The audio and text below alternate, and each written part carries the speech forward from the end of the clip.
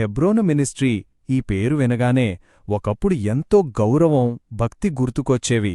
కాని ఇప్పుడు పరిస్థితి పూర్తిగా మారిపోయింది. తీవ్రమైన వివాదాలతో విచ్ఛిన్నమైపోయింది. అసలీ సంక్షోభం వెనుక ఏముంది? అందులో ఒక పక్షం వాళ్లు ఏం చెప్తున్నారో ఆ సమాచారం ఆధారంగా మనమిప్పుడు లోతుగా పరిశీలిద్దాం. చూశారుగా, ఈ ఒక్క మాట చాలు పరిస్థితి ఎంత తీవ్రంగా ఉందో అర్థం చేసుకోవడానికి. ఇది కేవలం ఆస్తులు గొడవ కాదు, ఇది విశ్వాసం, వారసత్వం కోసం జరుగుతున్న ఓ పెద్ద పోరాటం. ఎంత భావోద్వేగంతో కూడుకున్నదో ఈ మాటలే చెప్తున్నాయి. అసలు ఎంత గొప్ప చరిత్ర ఉన్న సంస్థ ఇలాంటి తీవ్రమైన చట్టపరమైన ఆధ్యాత్మిక యుద్ధంలోకి ఎలా వెళ్ళిపోయింది? ఇదే అసలైన ప్రశ్న. సరే, దీనికి సమాధానం వెతుకుదాం రండి. ఈ గొడవకు మూలాలు ఎక్కడున్నాయి, కీలకమైన ఆరోపణలేంటి, మరి పరిష్కార మార్గాలేం చెప్తున్నారు? వీటన్నింటినీ మన దగ్గరున్న ఆధారాలతో వివరంగా చూద్దాం. సో ఈ మొత్తం వివాదానికి అసలు కారణం ఏంటంటే, రెండు సంస్థల మధ్య జరుగుతున్న ఒక లీగల్ ఫైట్ అన్నమాట.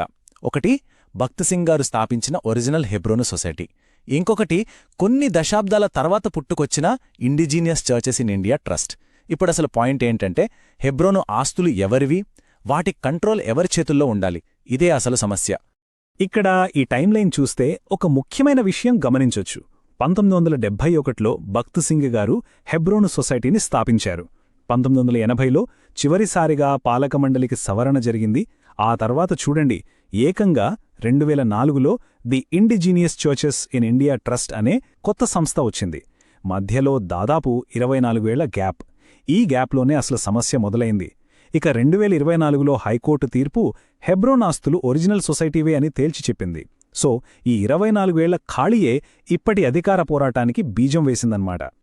ఓకే, ఈ రెండిటి మధ్య తేడా ఏంటో ఇప్పుడు క్లియర్గా చూద్దాం.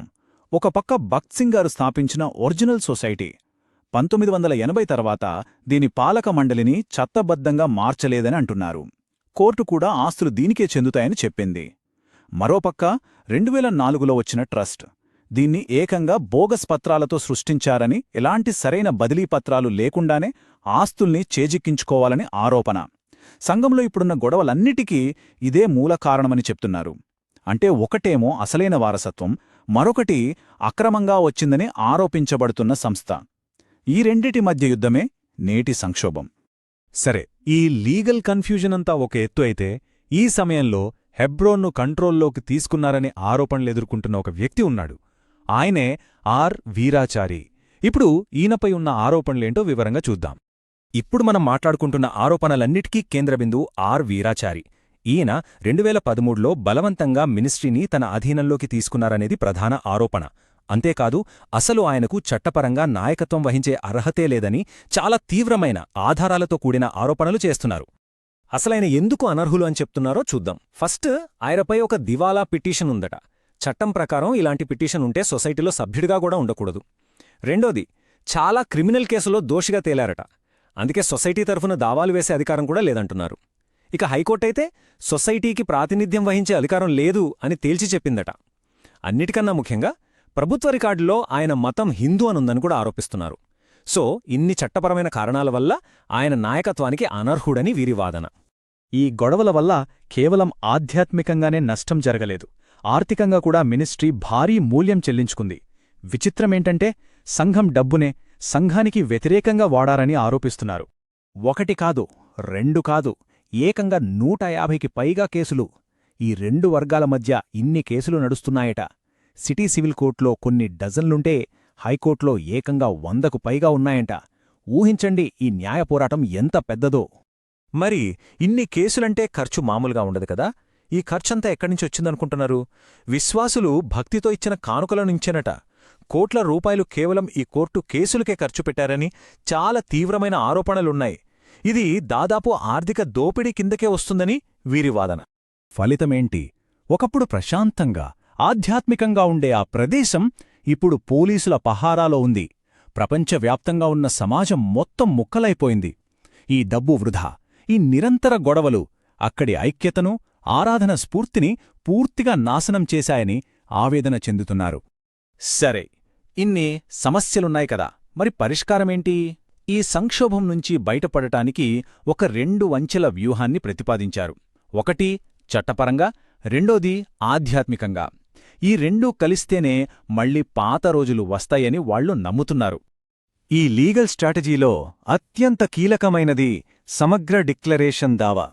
దీనికే OS 157 ఆఫ్ 2025 అని పేరు.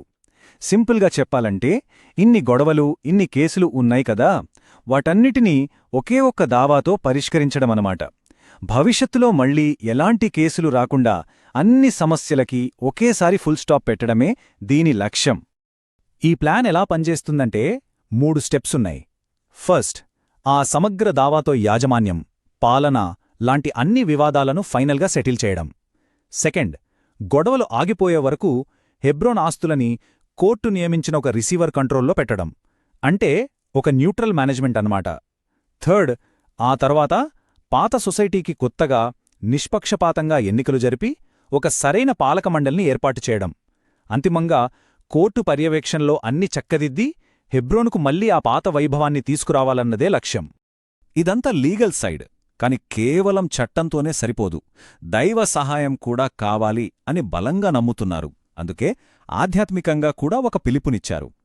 మినిస్ట్రీ విమోచన కోసం మార్చి 19న 24 గంటల ఉపవాస ప్రార్థనలో అందరూ ఏకం కావాలని కోరుతున్నారు. సో ఇప్పుడు హెబ్రోన్ సమాజం ఒక పెద్ద కూడలిలో నిలబడి ఉంది. ఒకవైపు చట్టపరమైన చర్యలు, మరోవైపు ప్రార్థనలకు పిలుపు. ఒకప్పుడు విశ్వాసంపై కట్టిన ఈ గొప్ప సంస్థ ఇప్పుడు కేసుల్లో కూరుకుపోయింది. మరి దాని భవిష్యత్తేంటి? చట్టం, ప్రార్థన ఈ రెండూ కలిసి కోల్పోయిన దాన్ని మళ్లీ తీసుకురాగలవా?